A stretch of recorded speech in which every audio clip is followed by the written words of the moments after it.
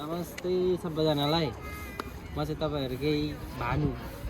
आज चाहिँ हामी चाहिँ जानु आँटेका छौँ जापानको एकदम प्रसिद्ध सबैभन्दा पुरानो अहिलेभन्दा लगभग 1400 वर्ष 7औं सेन्चुरीको मन्दिर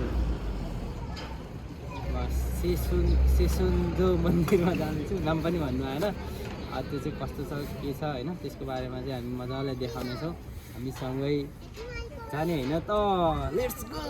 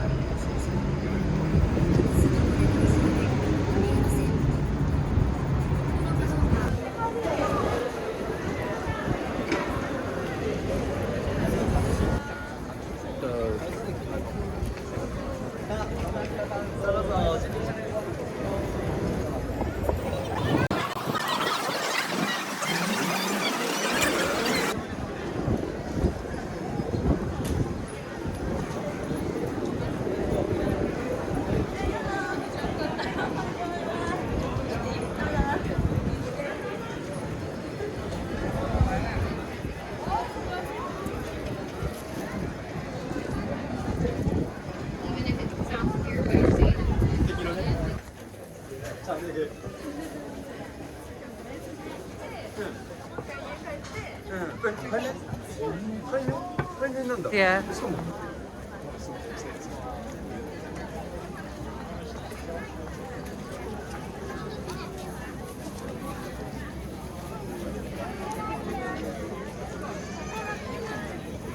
अहिले चाहिँ हामी नारीमोहन मूल ढोकामा छौँ। देखाउनु गइरहेको छु। यो चाहिँ ढोका हो क्या। त्यो चाहिँ बादल र के को ढोका पनि भनेर चिनिन्छ। यसमा यो ठुलो छ। यो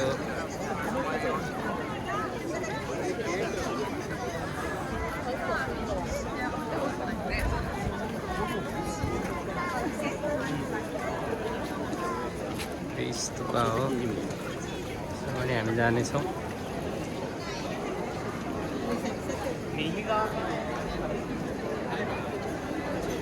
यता जाउँ न कविराज, यताबाट हौ, आऊ न।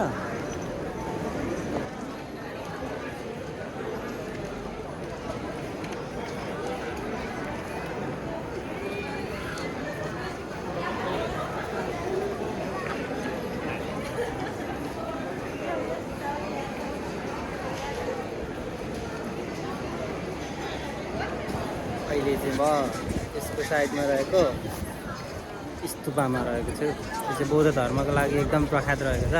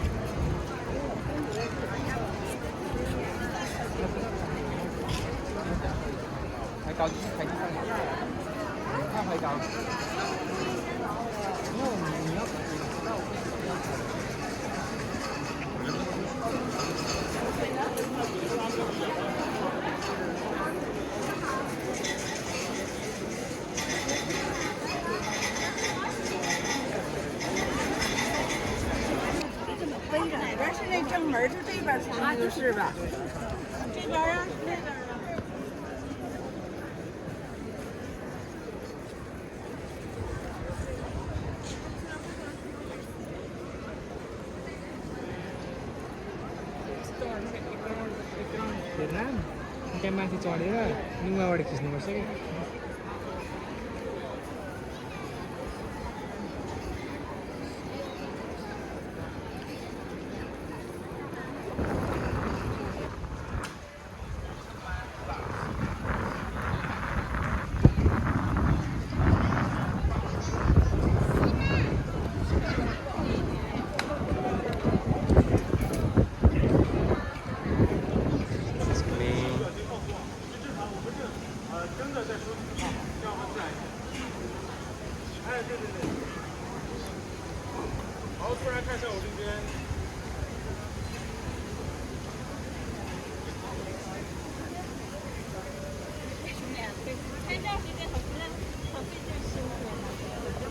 यहाँनिर चाहिँ कस्तो हुँदो रहेछ भने जस्तो उनीहरू किमुनो लगाएको छ उनीहरूसँग उभिएर फोटो खिच्यो भने चाहिँ उनीहरूलाई के गरेर मार्फत चाहिँ उनीहरूसँगै बसेर फोटो खिचिदिनु पनि हुँदो रहेछ छ अनेक खाना छ जापान हो यो चाहिँ मेन मन्दिरको पल्लोपट्टि हो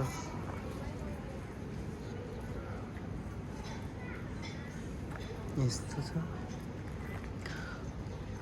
खुल्ला एरिया मान्छेहरू धेरै भिड भए पनि खुल्ला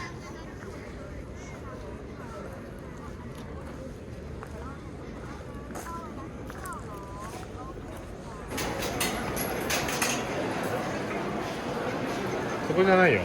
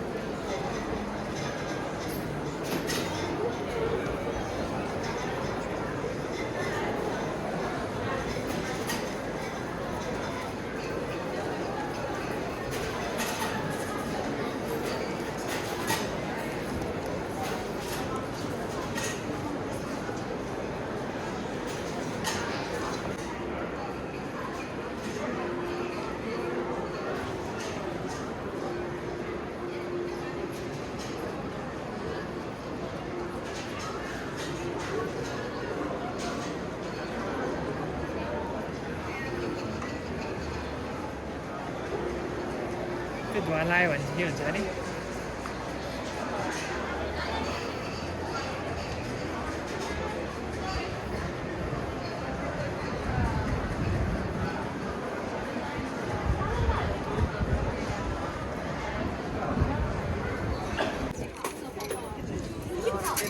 यो चाहिँ लक्ष्य गर्ने ठाउँ हो बान्ने ठाउँ चाहिँ अब राम्रो पऱ्यो भने चाहिँ बोकेर जाने अनि राम्रो परेन भने चाहिँ यहाँनिर बाँध्ने हो त्यहाँनिर पेपर हेर्नुपर्छ नि त अहिले पकाउन म गर्छु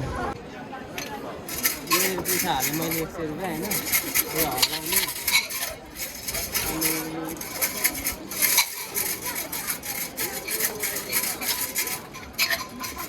मलाई चाहिँ परेको छ अरे के हो यो ल यो कहाँ हो यो हेर्नु न अब त्यहाँ नामै हेर्नु जान्न ल माथि त्यहाँ खान्छु त्यहाँ हेर्नु न यो कहाँ छ यो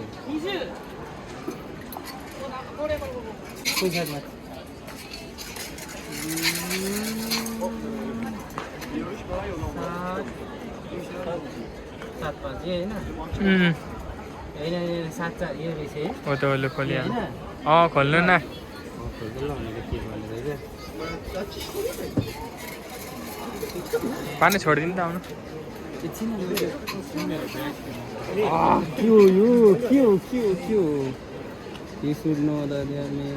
अब यो चाहिँ होइन यो ब्याड फ्युचर भनेर दिएको छ यो चाहिँ बोक्नु हुँदैन यसलाई चाहिँ मनेर यसलाई यस्तै कट्याएर यहाँको जापानिजहरूले पनि क्या त्यो यस्तो हेरेर यो लानु हुँदैन यही राख्नुपर्छ भनेर भन्दै हुन्थ्यो अनि यसलाई चाहिँ यस्तै कट्याएर यहाँ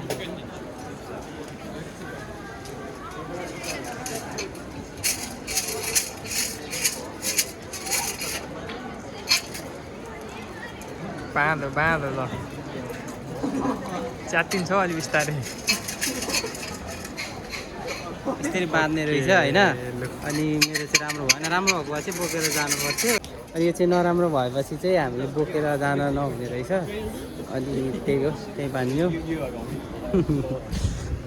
यो चाहिँ लक चेन्ज गर्ने रहेछ होइन, मेरो चाहिँ ब्याड लक रहेछ।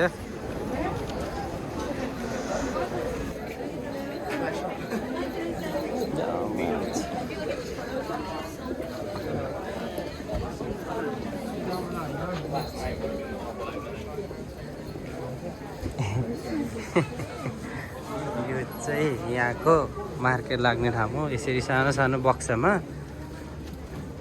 चाहिँ यस्तो ट्रेडिसनलहरू बनाइदिएको हुन्छ। मार्केट पनि छ। हाम्रो काठमाडौँमा पनि यस्तो गर्नु चाहिँ एकदम अनिवार्य देख्छु म होइन। अब खानुको लागि पनि यसरी लाइनमा बस्ने होइन।